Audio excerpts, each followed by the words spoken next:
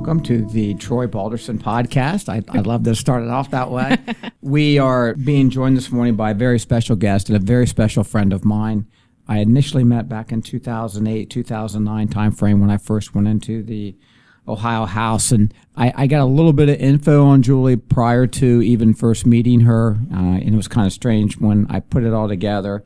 And not really strange, but just kind of funny because I had a friendship with her brother, Ray Dirossi, and Ray worked in the Ohio Senate with me, and he was a great advocate, and he does a phenomenal job. He's the budget director for the Ohio Senate, and he's really great at what he does.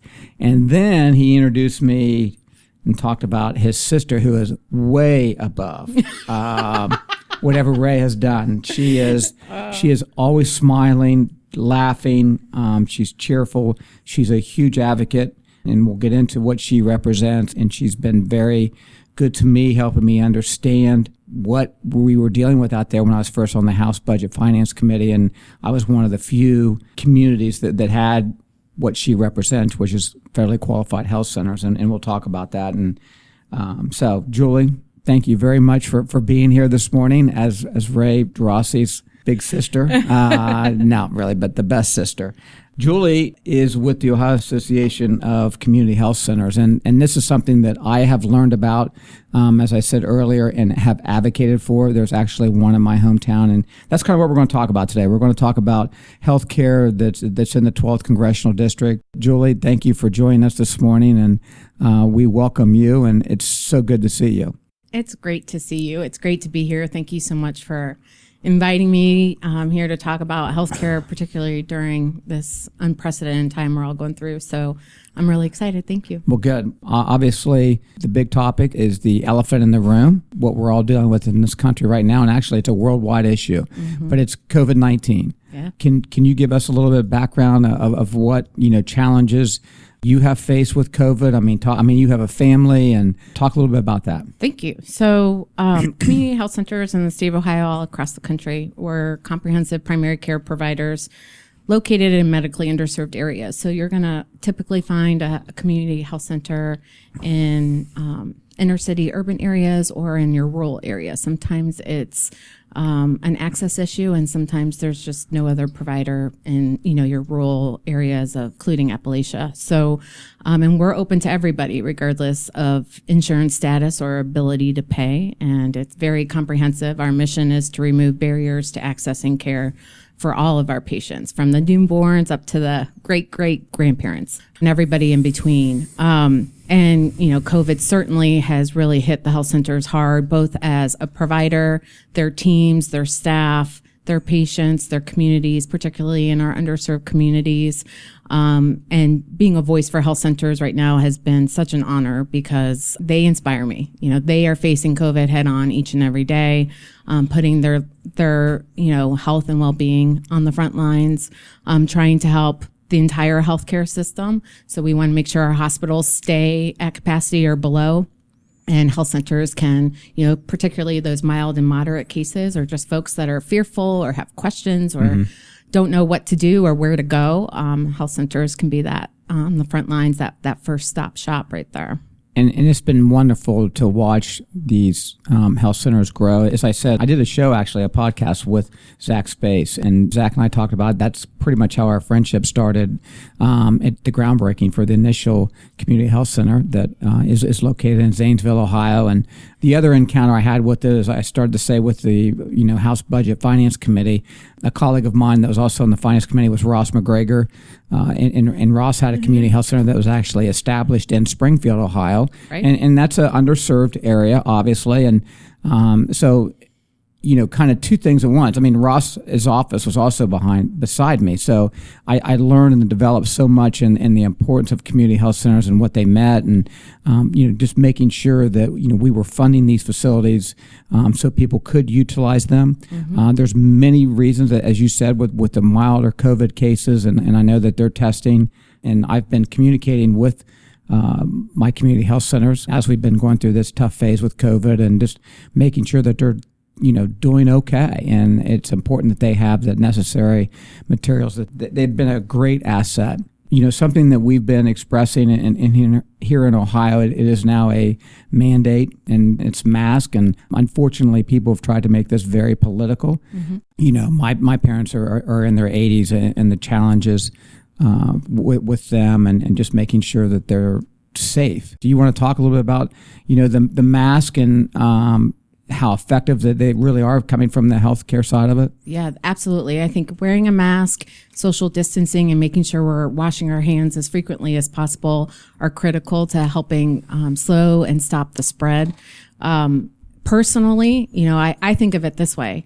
If for some reason you're wrong about that, the worst thing you've done is worn a mask. But if all the science and the data is right, you could be saving lives. And it's really we just have to mask up. I know the Ohio Association of Community Health Centers has joined with some of the other statewide doctor associations, OSMA, and some of the hospital associations to do a campaign around this. We absolutely support the governor in doing the statewide mask mandate. And it's just something really simple we can do to have profound impact. It is. And I couldn't agree with you more. Prior to the governor mandating it, most businesses that I was frequently, they were starting to say, we're going to make masks mandatory. I thought that was great on their part to do that. So we'll continue to wear those masks when it's important, and we're going to social distance and wash our hands. Right. And it sounds three simple things that can put this COVID in its place, basically. Right. And so we can hold it back. Should have been what we've been doing from the very beginning. Right. Obviously, we're doing a whole lot more testing now than we were initially in the beginning. But talk a little bit about how the community health centers have come into play with the testing. I know you touched on it a little bit beforehand, but talk a little bit about the testing. Yeah, so thank you, first of all, because we couldn't be doing what we're doing now without your support. And you never waver. That's one of the things I love about you. You're just a great human being. You're the real deal, high integrity, and you're willing to go to bat for the stuff you care about. And you absolutely care about access to comprehensive health care. And you've been a tremendous advocate. Talk about advocates. You can talk about Troy Balderson. So the CARES Act did appropriate some dollars, and I think the 3.5 stimulus package earmarked some dollars specifically for community health centers to testing, and that's when they really took off. So those dollars come, again, it helps us for not only the underserved populations that might have private or public insurance, but also our uninsured or underinsured patients. Everybody can have access to a test, and we can get into the community. So initially in the state of Ohio, we were testing folks that were severely ill or the essential healthcare workforce or congregate settings, and then we went to the other priority levels. And so that's been amazing to have Congress say that our underserved communities are also a priority, and folks with symptoms or without symptoms, whether you're symptomatic or asymptomatic, you should be able to get a test. And I think that's really even more critical in our underserved communities. And so we couldn't be doing what we're doing without you and all of your support. So thank you. So the health centers are testing. Some are just testing within their health center walls, but I would say most are doing some kind of hybrid approach or drive up or curbside and or continuing those face-to-face. And some are testing also the community at large. We've been participating with the Ohio National Guard in pop-up testing sites all over the state, and the numbers are just amazing. We had one health center do almost 1,000 tests in a 6-hour period, which was just wow. So the demand is out there, the need is out there. What we're starting to see now, and it's not specific just to Ohio, but across the country, the time to process the tests in the labs is taking longer and longer because there's so much demand, and so that's an issue, making sure we have testing supplies and the test kits themselves. Across the country, that's what healthcare providers need. It's what our communities need. And so that's been a more recent challenge, is making sure. And then, of course, PPE, the personal protective equipment, is an ongoing challenge, but that's ebbed and flowed, and it certainly got better. It has gotten better, and I'm glad that you brought that up with the PPE, because initially in the very beginning, it was challenging making sure that we were able to get it to our frontline workers. It was the utmost importance to do that. Here in Ohio, we worked with Patel through they started a decontamination process, and we were trying to get that implemented, and we were going through a little bit of red tape. And I can remember driving back from my first CARES votes, I was on the phone with the FDA, trying to express the importance of allowing Patel to do this decontamination process. Governor DeWine, Lieutenant Governor Husted, everyone from the Central Ohio area was working diligently and hard to make sure that we could get this done. So we were able to have the PPE for our frontline workers. Sunday morning, we all wake up and FDA says, we're going to allow Patel to do this, but in a very small number. We were really frustrated, and I was texting back and forth with the governor's staff, and the governor that morning called the president, the White House, and said, this can't work. We need it. Patel was capable of doing, a couple 100,000 at a time, and we needed to get to that number. And by Sunday evening, Patel was given the green light to do that. I had several phone calls from outside, the community saying, thank you very much. This was just unbelievably important to make sure that we could get that PPE equipment to those folks. We've introduced a bill, myself and Congresswoman Lawrence, that's a PPE tax credit for businesses, up to $25,000 because of the plexiglass, the gloves, the gowns, the mask, and all those things that, businesses have taken on to make sure that they protect their employees and also protect their customers. So this past week, PPE tax credit is being talked about putting in that next package. So we're really excited about that. That's awesome. I know in the healthcare space, we talk about that some of the impacts of COVID was folks were listening to orders, shuttering in place, and not leaving their homes, and that included for just routine care. So we've seen a drop in immunizations and just people going out for their physicals and it's just things outside of COVID. And so I know there's that underutilization certainly has an economic impact on safety net providers like health centers, but I can only imagine as small business owners, not only were folks scared to go to the doctor, but they were scared, they were either adhering to the, shutter in place orders, or once those started to open back up, they still weren't returning to, pre-COVID times. And so the impact on businesses and the ripple effects there is just can't be understated. And so anything to assist our small businesses with trying to make us all safe so we can go out is thank you for that. Well, no, thank you. I hope to have him on the show here, but you talked about the decrease in amount of patients that were going to the emergency rooms or going to the health centers because they were scared. I've become friends with the director of the emergency room for Ohio Health, Ryan Squire, and what he was telling me when I first met him and we had our first conversation, he says, Troy, emergency rooms are down 60%. Health centers are down.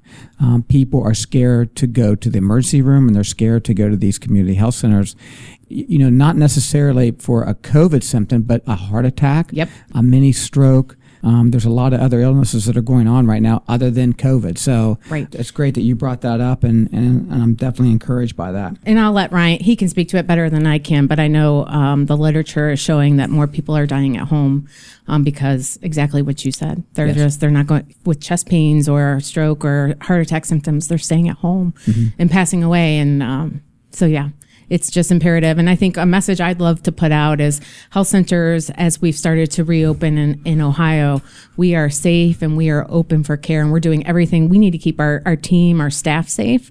And we certainly need to keep our patients and communities safe. And we're taking all those necessary precautions as well. I know that firsthand, and we've been communicating with our health centers throughout the 12th Congressional District and touching base with them, so making sure that they have what they need. And I'd be remiss if I didn't touch on Battelle. What your office did with that, and it just opened an avenue that was closed off to our healthcare providers. So just to try to, I guess, put it in some context, trying to get the masks for our staff, not only, again, to keep them safe, but our patients that were coming in. Everyone needed masks. Us as Joe Public, we needed masks. Healthcare needed a mask, and they were just really hard to come by. And if you didn't already have, a relationship with a certain vendor, they were prioritizing their customers, which I totally understand. But it was just really hard to get new quantities. And so you raising your voice, you made that possible. So it's my understanding at Battelle, you can decontaminate the same mask up to, I think, about 20 times. You are correct. So that's invaluable. So thank you for that. No, it's huge. And, they're still doing it today, and they've expanded, and it's going nationally. So that's awesome. Important. There's something else that's been a big passion of mine, and I know it's a passion of yours. telehealth. Yes. Can you speak on that a little bit about the telehealth and the importance that it's been for community health centers? It has been a lifesaver, a game changer. So I would say going back to March or April, when we were at the height of the first time of the pandemic, we had health centers. I think roughly about 100 of our 400 sites had to temporarily shutter. We have our dental clinics. We were adhering to the state orders for oral health services to close and just offer emergency dental services. And then you also had the dynamic of folks not wanting to leave their homes. And so our pre-COVID patient visit rate compared to where we are even today here in the middle of July is still not back. And telehealth has been just instrumental to connect our patients to routine care, as well as to deal with COVID as well.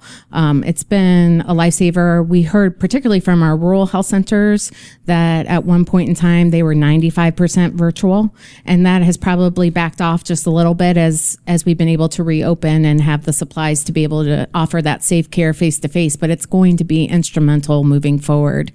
Even I think pre-COVID, I was just reading the other day, health centers, if you look nationally, about 40% had adopted telehealth, and now we're at 98%.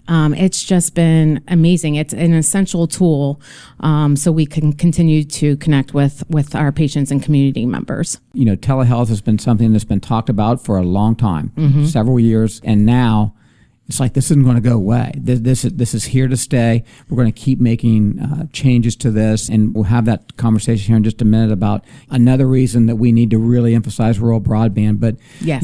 I was having a Zoom conference with doctors at Children's Hospital and dealing with our children and, trying to get in, with someone having to drive 2 hours to get to Children's Hospital. What really stuck with me was this one doctor said to me, "You know what, Troy?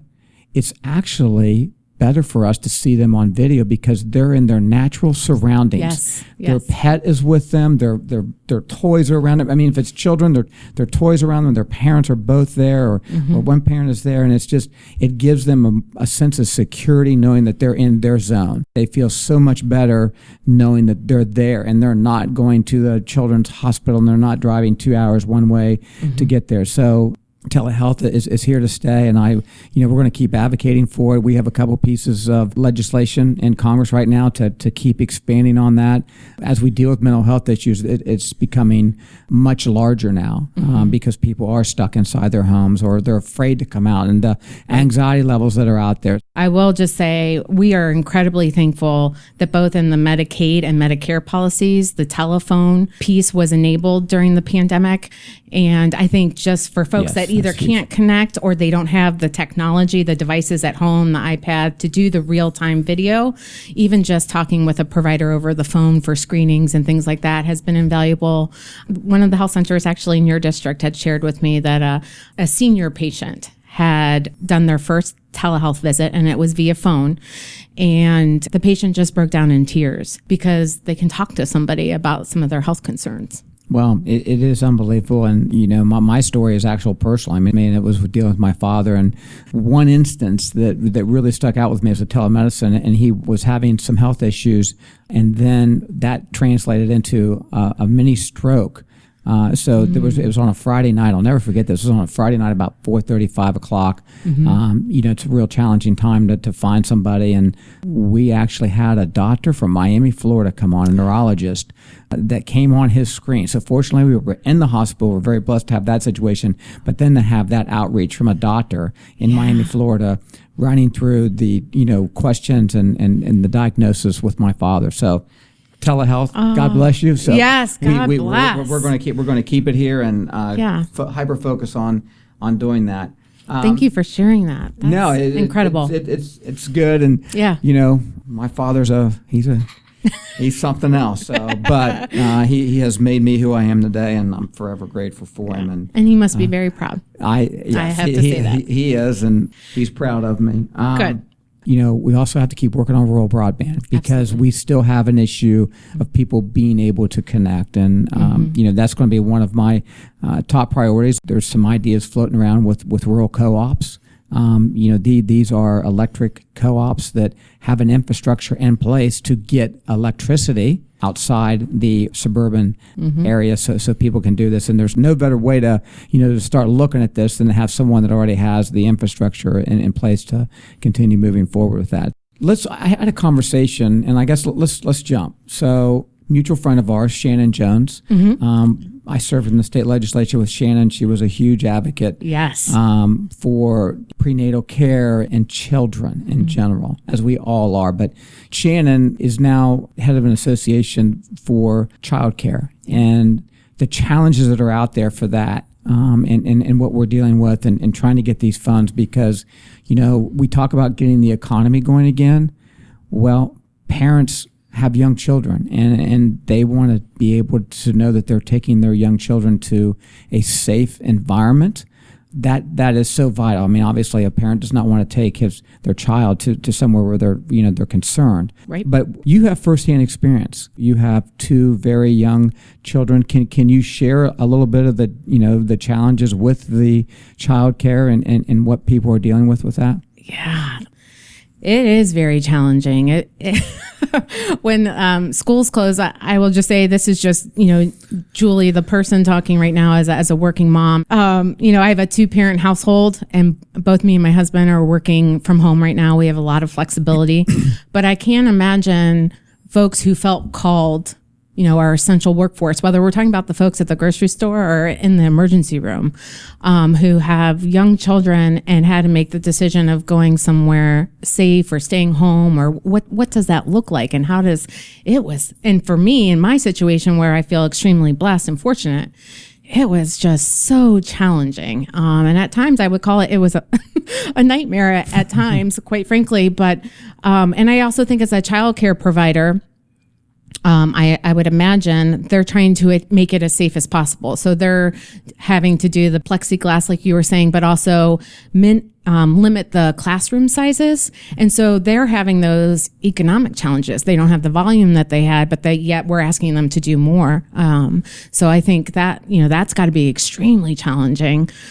It's really tough. It's really tough. It is. And, we shared that on that call and the concerns with that, but also their financial concerns. They've really not been able to, play a role in the PPP and getting that for their employees. So our kids we got to keep them going. And it's challenging. And some of the things that they talked about is, what they're going to be dealing with young children, sharing or playing with the same toys and right. and those challenges that are going out there. And, we hear, and Dr. Fauci and Dr. Scott Gottlieb and a lot Dr. Birx, when we hear them talk about how, young children are affected differently by this. They've not seen a lot of cases, but, we still want to make sure that we do the right thing and continue to provide the care just as if they would, go on moving forward. Right. Julie, let's talk about this for just a second. Some folks say this is a hoax. This is not real. We're overreacting. It's just not as bad as what we're being told. But then there's also that side that says it is real. I mean, we're dealing with COVID. I mean, there's some things that we can do, we know of from the science that can make a difference with this. What's going on there in your local community and that you interact with? Yeah. That's a great question. So certainly when I look at my social media or talk to friends, family, you have folks on both sides. I feel 100% confident in saying this is absolutely not a hoax. And this is, like you said in the beginning, the entire world is dealing with COVID-19. And I think some folks feel like it's a hoax because, quite frankly, some of the actions that were taken from the beginning, I think really saved lives. And so maybe it didn't get as bad as we thought it was going to be. So it's always, that's sort of almost like a catch-22, because some of the things that were put into place literally paid off. So it didn't get as bad as we thought it would be. And I think there's that other extreme is, in talking with some of my family, in the older generations, they're terrified to leave their home. So it's just, I think we have to educate and inform ourselves, mask up, do the social distancing and wash your hands and still be able to send your kids to school if that's safe. I'm going to listen to my educators. I'm going to listen to, what the science and the data says. And I think, like I said before, worst case scenario, I wore a mask for, and I maybe didn't need to, but I do believe that we absolutely need to. And best case scenario, we can, combat COVID-19. It's COVID-19 against all of us. We really are in this together. And I would love to see more unification because it's just so political and it doesn't need to be. It's very divisive and it doesn't need to be. I couldn't agree more. And it has become very political. As you said, we did some things in the very beginning of this pandemic here in Ohio, but across the country and across the world. And we saw what it was doing. In that beginning, it was scary to shut our economy down, and we've seen the after effects of that and what it did. So that's why you and I have to go out there and encourage our friends and encourage our neighbors and the communities that we're in. I mean, it's three simple things, and we're making a mountain here of what these three things really are. Right. Wear a mask, wash your hands, and social distance from each other. And, as I've gone out in the district, we did a back to business tour here in the last month, and going to businesses and communicating with them and just kind of getting some feedback of what they're dealing with. And they're good. Their biggest fear and their biggest concern is not wearing a mask or having their customers come in and wear a mask. It's don't shut us down again. We can't survive another shutdown. So as I said earlier, just our friends and our neighbors, we're going to encourage them to do the three things that we need to do that we know can fight this.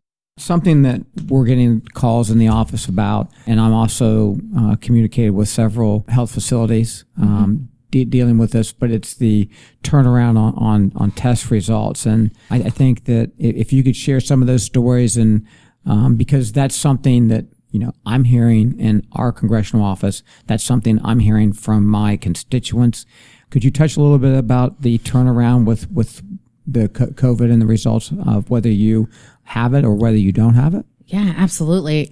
It's something that is certainly at a peak right now. So as COVID has started to spike a little bit since I think around July 4th, and it's not unfortunately specific to just Ohio, but I think all across the country, the turnaround time to get your results is increasing. And it's not just, it was 24 hours and now it's 2 days. I'm hearing from here in Ohio, some of our private lab partners are under such huge demand that their turnaround times, I've heard 10 days, 14 days. And the worst, just this week, I heard here in Franklin County actually was 20 days.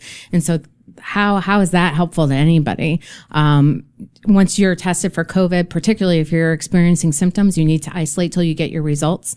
And if you've been exposed to somebody who's COVID-19 positive, you quarantine or self-isolate for 14 days. And if you don't even get your test results back for 20, it's a huge issue. And I don't know, we need to increase the supply out there with our labs. And 14 days just can't be the status quo. It absolutely cannot be. It cannot be. And as you said, hearing, the extension as it keeps going up, we've got to get this test and we've got to get the turnaround very quickly. We've got to make sure that our labs have the capabilities to do this and to get these tests turned around in a fast manner. Now there is one more brother Dirossi. So Ray is the oldest. Let me put that out there.